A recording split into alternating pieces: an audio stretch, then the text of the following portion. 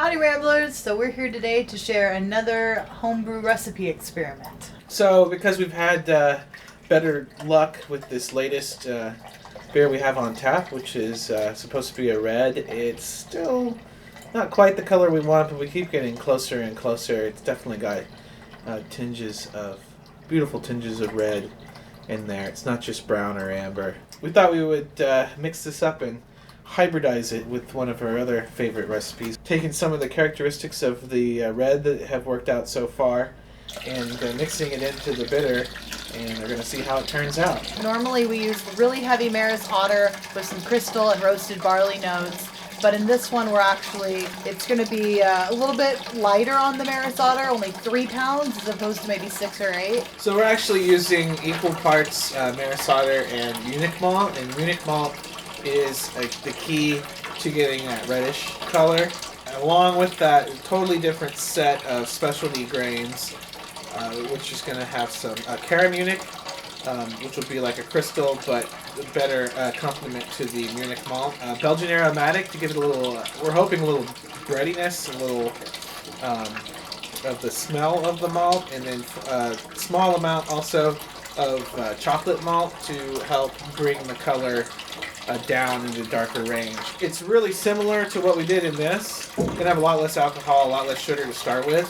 So we did a couple things to help that along as well. So our normal bitter is actually pretty dry, but in this case we decided to brew it a little bit hotter, or to mash it a little bit hotter, so that there's some residual sweetness left in the body to kind of complement the color that we're gonna get. But that brings us to the other main change, which is the hops, because this is sort of a hybrid between a bitter and a traditional English bitter and then a red ale of some sort, wherever it might be from. We wanted to give it a little more punch in the hops than a bitter would normally have in order to balance out with the darker color and with the slightly sweeter body we were just talking about.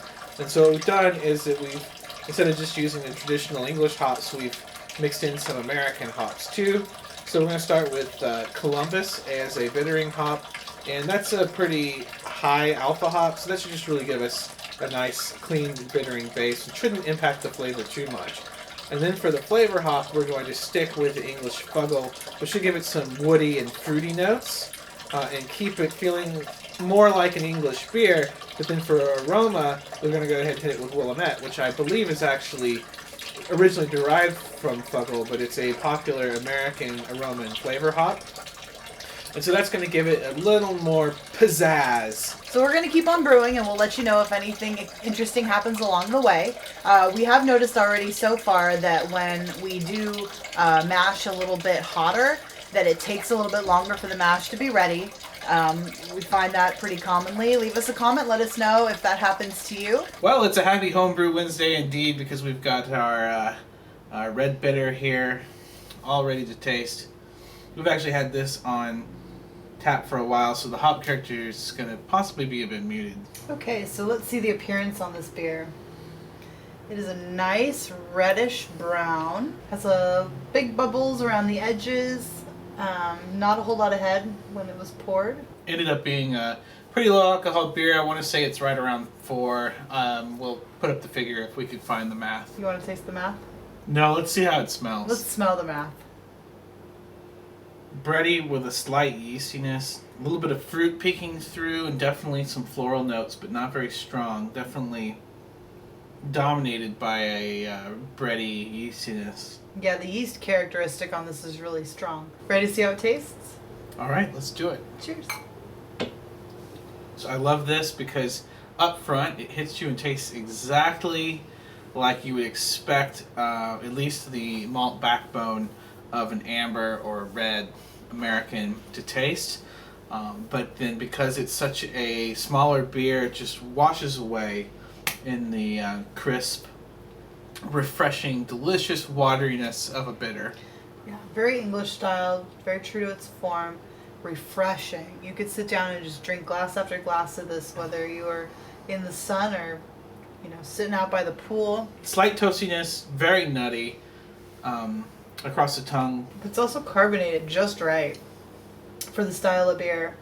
It's very bubbly, not too heavy effervescent, but just enough to keep it refreshing. Normally we might not want this much carbonation in a bitter, but because we're hybridizing an American with an English style, we want to go that way. The hop character is pretty muted at this point. I think there was a little bit more when it was fresh. We've had this around for a while now. Yeah, we've even cooked with it. We had this beer in our chili, which you'll soon see a video of on our main channel. If you want to check that out, we put links.